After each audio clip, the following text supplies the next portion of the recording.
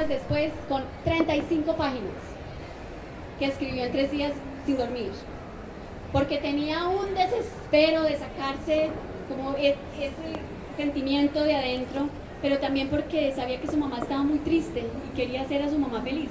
Cuando yo vi eso, casi me reviento.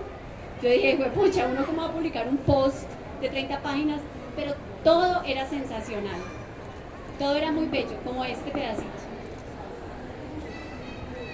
Desde su terruño y su casita en las montañas de Santander de Quilichao, mi mamá le enseña a las familias indígenas y campesinas a sanar, a cultivar valores y verduras, a emprender proyectos juntos que les permitan tener mejores ingresos.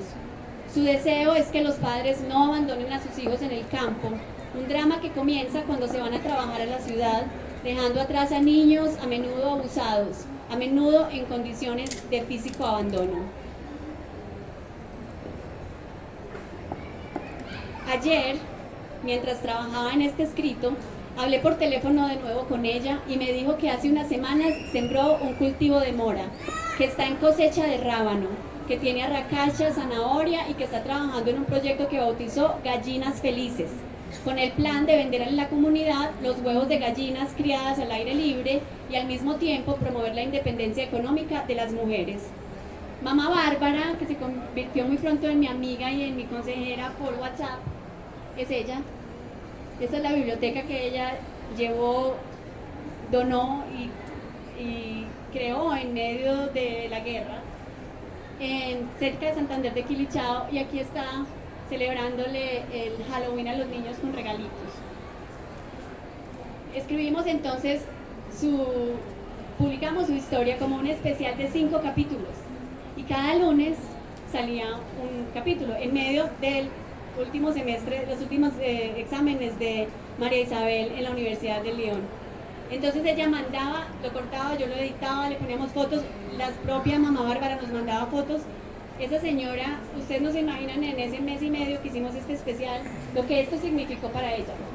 En este momento, por asuntos de seguridad, ella renunció, cerró su fundación, pero sigue siendo una líder, pues, como la vida de muchas mujeres campesinas e indígenas. Lo único que pidió cuando publicamos el artículo fue que no dijéramos la palabra lideresa social.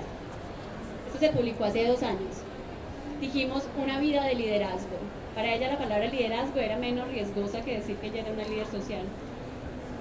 Después de que salió publicado, sus hijas y su familia empezó a contribuir con la historia. Y ustedes pueden ver en los comentarios en Diario de Paz, por ejemplo, su compañero que dice: se quedó corta, ella ha hecho esto, ella ha ayudado a esta persona, un chico que vivía en la calle en Popayán, cuando ella tenía un restaurante vegetariano allí y le daba comida a él, se volvió médico, vive en Panamá y gracias a publicar esto se encontró con ella.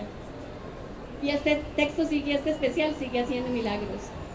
Lo traigo como ejemplo de escribir sobre la familia. Nadie le pagó a María Isabel porque escribiera la historia de la mamá. Ella no estaba buscando hacer un libro, ella estaba buscando darle una ancheta de sentimientos a su madre, que además removió a toda la familia y que trajo conexiones de personas que habían pasado por su ala de mamá gallina y se reconectaron con ella. Entonces este es el componente de escritura familiar. En este momento María Isabel sigue en Francia y está dedicada a estudiar la autobiografía. Este fue uno de los ejercicios más prácticos, porque en la academia tienes que teorizar mucho. Ella lo hizo escribiendo la vida de su madre. Los 5 capítulos son la vida de su madre hasta este punto.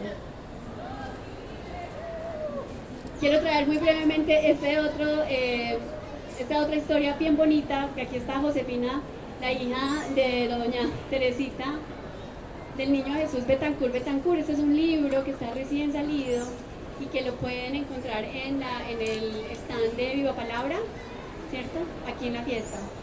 Brevemente les cuento que, bueno, yo más bien le voy a dar la palabra a usted, venga, porque eso es muy hermoso.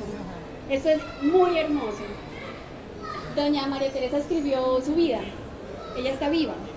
Y sus hijos se unieron para publicar las historias que su madre escribió para dejarles su herencia. Cuéntenos brevemente. tardes. Buenas tardes. Bueno, sí, la verdad es que es una historia que a nosotros nos conmovió mucho porque ella desde pequeña tuvo una vida trágica, pero a la vez una vida alegre. Entonces ella escribía eso en cuadernitos, pero nadie le decía nada y ella le colocaba fechitas. Nosotros siempre le veíamos los cuadernos con fechas. Cuando le fueron pasando todas las cosas, que murió la mamá, que se casó muy joven, que le iban a hacer casar con un señor que ya no quería, un señor ya muy anciano, pero a la final ya por molestarla, que no se quería ir de monja porque a las monjas no les crecen los senos y ella me sentía que se iba a ahogar. Y además que a ella la bautizaron Teresita del Niño Jesús porque era muy pequeñita. El padre la quería poner María Teresa, pero ella dijo, el padre dijo, no, tan chiquitico, no, pongámosla Teresita. Y así se quedó. Y ella en la pandemia quiso recoger como toda esa historia y dijo, yo voy a empezar a escribir mi historia. Como no tenía nada más que hacer, ella la llamaban allá la abuela caminante, porque acompañaba a los enfermos, al Señor, a la comunión, a todas partes ella iba a caminar. Entonces ella dijo, yo me voy a poner a escribir entonces, no me dejan salir, voy a escribir. Y empezó a escribir, dijo, voy a empezar hoy, empiezo a escribir la fecha, hoy empiezo a escribir mi historia. Y empezó a escribirla y a escribirla, y después ella la empezó en el 2020 y terminó en el 2021. Y él dijo, aquí ya está lista. Pero ella no creía que nosotros estábamos tan entusiasmados con esa historia. Y uno, es que esa historia se la van a publicar. Es tan bonita, es tan verdadera que parece ficción. Y tan ficción que parece verdad.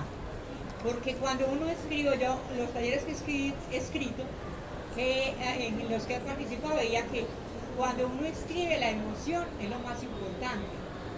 ¿Y qué emoción va a sentir una señora que ha padecido ser huérfana, ser lo que llaman bullying, en ese tiempo de ella, de 88 años, cuando tenía 9, 10 años, y que ha sufrido todas las cosas de ser viuda y con 11 hijos, y levantarlos a todos, volverlos periodistas, escritores, recreacionistas, maestros, que somos los 11 ya, cada uno tenemos eso, pero con una sola ley, el que emocionarse por cada cosa, el sufrir cuando hay que sufrir y gozar cuando hay que gozar. Gracias.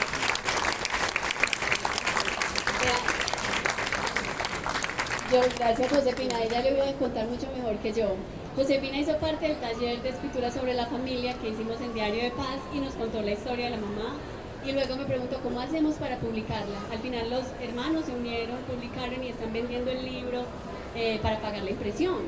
Entonces la impresión es lo de menos, quería que supieran cómo apoyar a alguien que está escribiendo las memorias familiares y que no es la escritura convencional que oímos, ¿no? Que un libro publicado por una editorial comercial que se vende mucho, que el autor tiene que viajar a las presentaciones, no, es esta escritura viva adentro que nos remueve, en el que todos podemos participar cuando se trata del contexto familiar. ¿No les parece muy bonito? Bueno, y vamos con una tercera parte que es, vamos a hablar de un poquitito de la escritura para sanar, de la escritura terapéutica, de la escritura catártica. No, que no hay nada peor que a uno lo acaban de atracar en el centro y llega a la casa y la mamá le digo, escriba que con eso se va a sentir mejor. Entonces, escribe, no va a sentir mejor ni que nada, yo quiero que me den una K-47. Uno no siente que la escritura es la aspirina, ¿no? Sin embargo, eso se oye mucho, ¿no? Que la escritura es curativa, es sanadora. Y yo cojo eso con pinzas, tanto que yo hice mis estudios de maestría en Estados Unidos en gran parte sobre la escritura para sanar traumas en el conflicto armado. Una persona, por ejemplo, como Ingrid Betancourt, que escribió sobre su vida en el secuestro. ¿Será que haber hecho su libro de verdad le ayudó a perdonar, le ayudó a dormir mejor? O los americanos que también estuvieron secuestrados, o Sigifredo López, o las madres de los chicos que han sido desaparecidos y torturados. Y ¿de verdad será que en el contexto del conflicto armado escribir nos va a hacer sentir, si no felices, por lo menos mejores? Vamos a ver qué dice la teoría. Bueno, yo encontré un proyecto muy especial y como ya les he hablado un poco de Diario de Paz, mi inquietud sobre cómo escribimos la historia del conflicto armado tiene que ver con qué historia nos estamos contando como país. ¿Quién está llamado a escribir las memorias del conflicto armado? Esto ahora lo vimos mucho más con, por ejemplo, el informe de la Comisión de la Verdad, en el que, entre otras cosas, hay testimonios.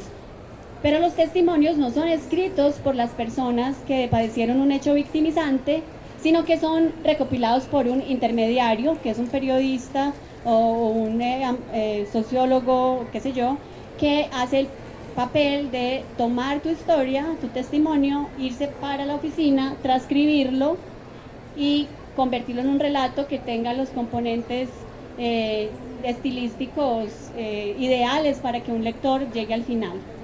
Entonces, mi inquietud era cómo hacer para que podamos incluir más voces desde la creación propia, no que haya un intermediario. Encontré entonces estos 3 libros que se hicieron en Medellín, que se pueden encontrar gratis en internet, en diariodepaz.com, están además como un post que hice. Y esos libros tienen algo muy especial: Jamás olvidaré tu nombre, El cielo no me abandona y Donde pisé aún crece la hierba. Fueron libros que fueron hechos como partes de talleres de escritura con víctimas del conflicto armado en Medellín. Entonces, lo que hicieron fue un grupo liderados por la profesora Patricia Nieto de la Universidad de Antioquia, un grupo de estudiantes de últimos semestres de periodismo, iba donde personas que han sido víctimas y les animaba a hacer talleres, a escribir por sí mismos sus historias. Aquí hay algunas de las personas que participaron. Está, por ejemplo, doña Fabiola Lalinde, que recientemente falleció y que reconocemos por el canto del Sirirí, siempre buscando a su hijo desaparecido por el Estado. Había médicos, ingenieros, él es el hermano del sacerdote Arroyave, que fue asesinado en la Comuna 13, hijo de un militar que fue secuestrado y después torturado y asesinado, un chico que se paró en una mina, y así, víctimas, pero unas historias re duras del conflicto armado. Lo que hicieron en estos talleres, aquí yo cuento un poquito de la metodología. Este proyecto de escritura testimonial permitió que más de un centenar de personas que han sido víctimas de diversos crímenes contaran con una guía y un apoyo editorial especializado, personalizado, para contarle al país sus tragedias, para honrar la memoria de sus seres queridos e incluir sus relatos en la memoria histórica nacional. El próximo, porfis.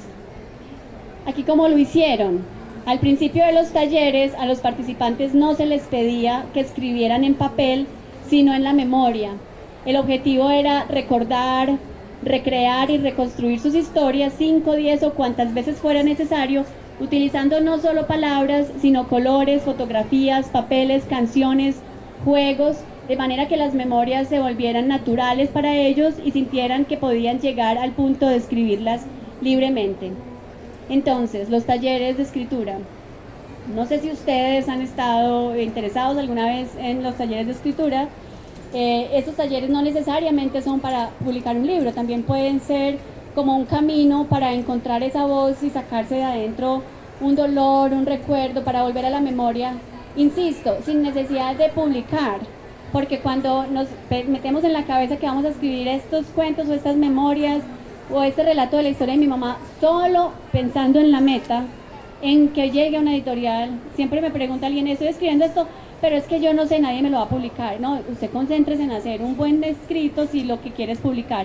Y si no lo publica, pues está bien. Dentro de cuántos millones de años es que el sol va a explotar y todo va a acabar, hasta los libros publicados, ¿no? Entonces, desapego de la idea. Bueno, que no quiero ser fatalista, que mañana nos llega un cataclismo y va a decir, así eso lo dijo Coleya ya. Bueno, creo que lo importante es desapegarse a esa idea de ser famoso, de que mi libro cambie el mundo.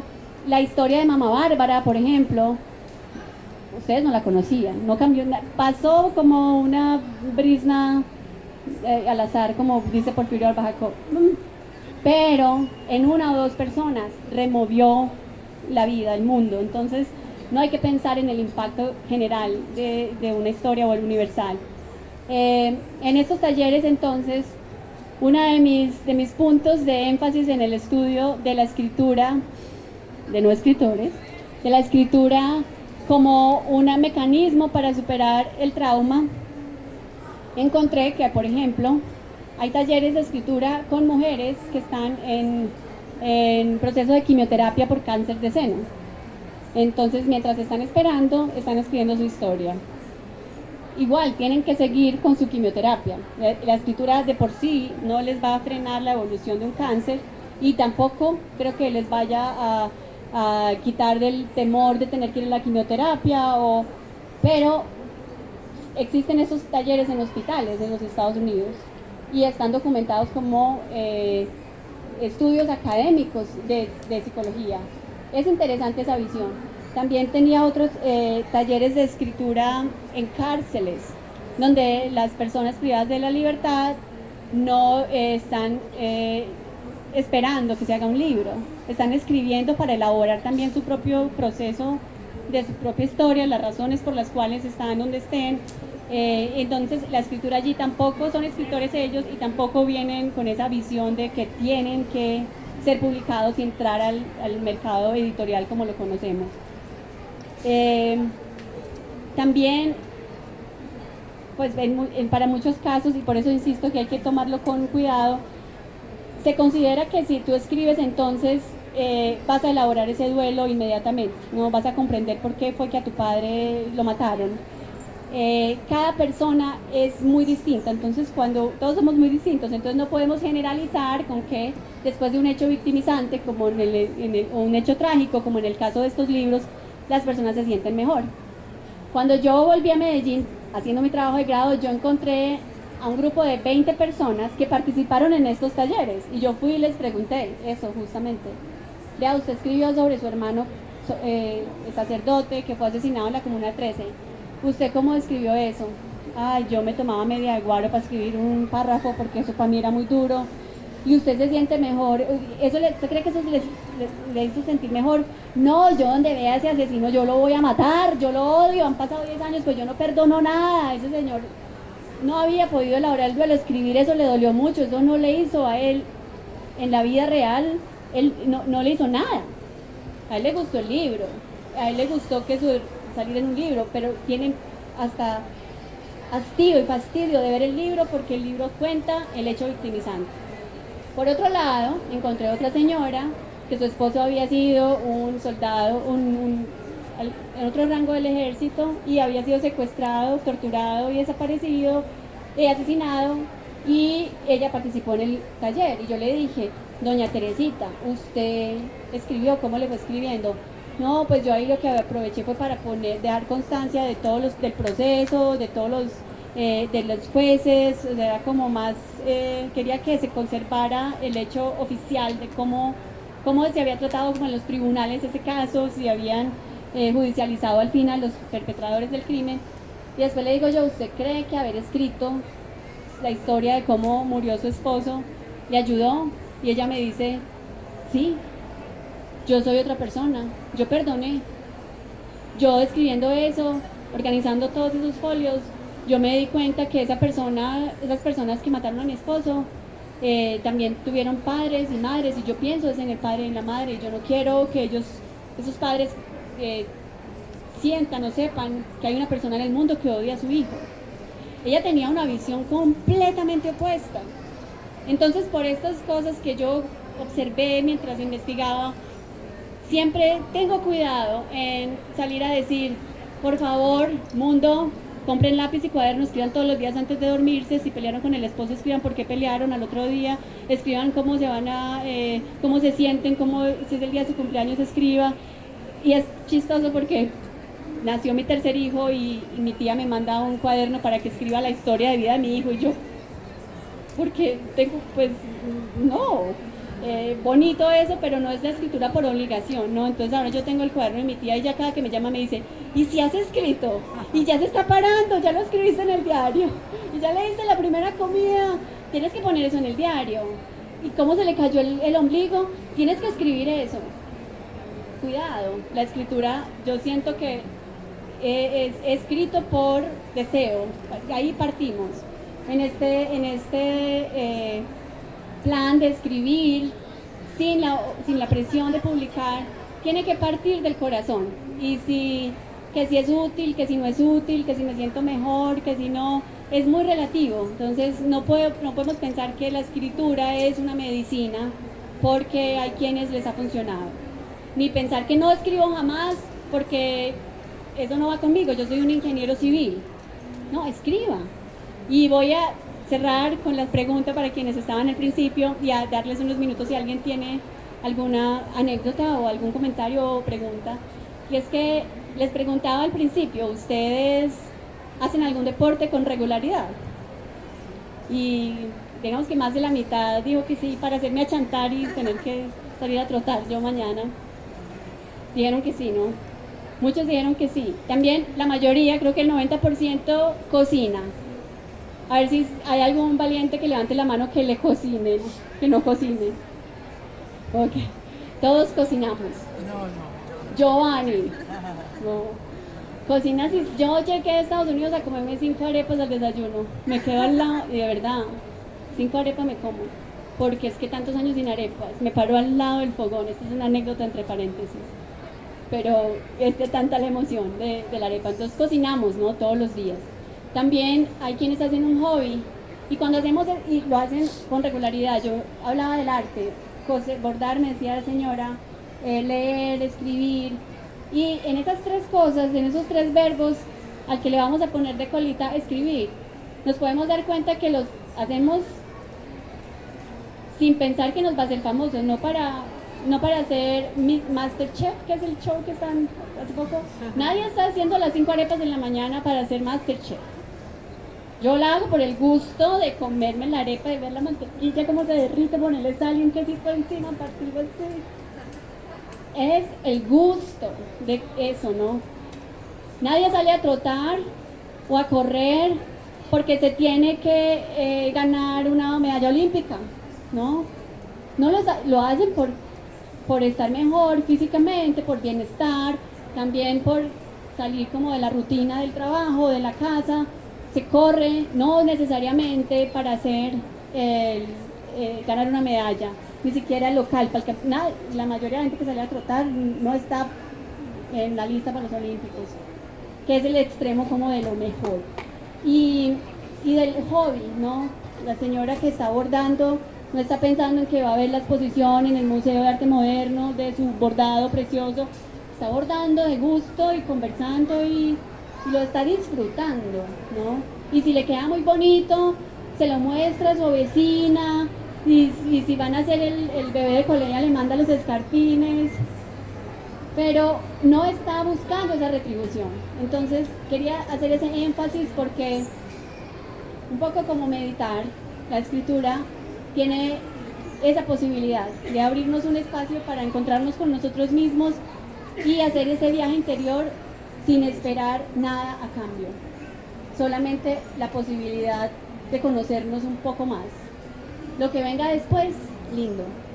Y si escriben su diario, lo que venga después es lo que les va a pasar lo que me pasó a mí, que llevo 14 años escribiendo diarios y ahora mi papá no sabe qué hacer con ellos, porque son muchos.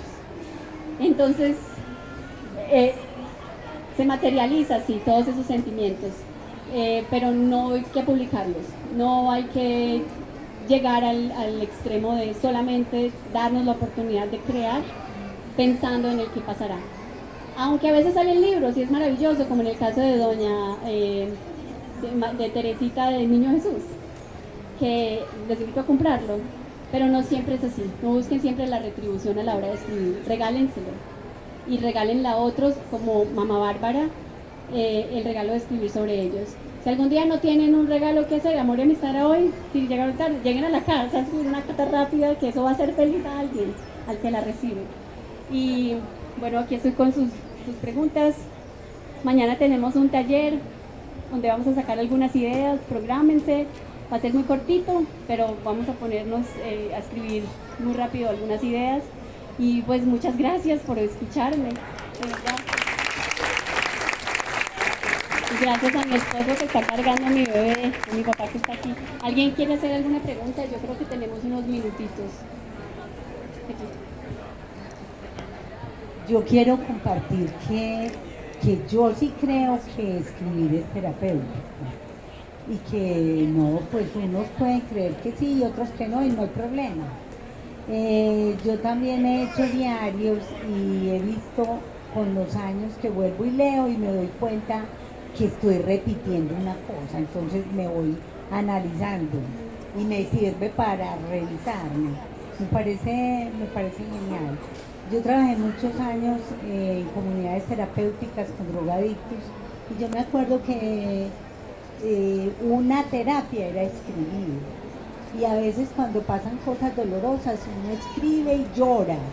Y después vuelve y lo escribe muchas veces, hasta que lo supera y ya llora menos, le duele menos. Muchas gracias. Gracias, buenas tardes. Mi pregunta es, ¿cuántos años llevas escribiendo diarios? 14. Tienes muchos, tú los vuelves a leer. Y si los vuelves a leer, ¿por qué lo haces?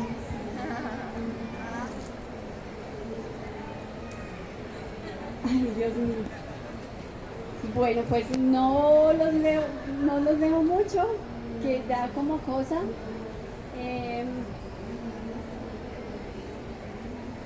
Tengo algunos diarios recientes de mi vida en Estados Unidos, que sí he visto como de hace 3, 4 años, y mis diarios son muy aburridores porque, bueno, hoy fui a mercar, porque soy una señora de la lista, salgo mucho, me toca, tengo 3 hijos, tengo trabajo, vivo muy ocupada, entonces es como que los diarios no son de reflexionar, de profundizar en la vida, sino de práctico. Entonces mandé cambiar la cremallera del pantalón, cuando llegué allá estaba la señora, me dijo que tenía que no me olvidara dejar la falda, aproveché